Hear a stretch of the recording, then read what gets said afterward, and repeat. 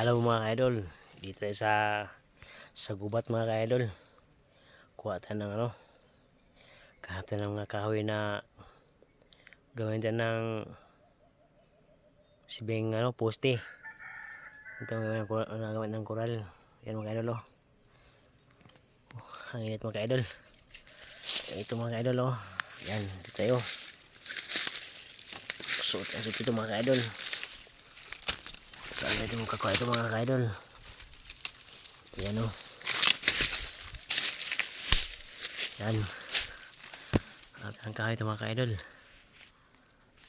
Yan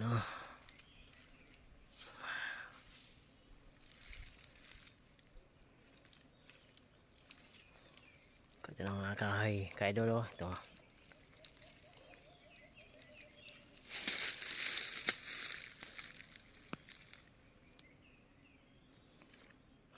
Okay mga ka-idol.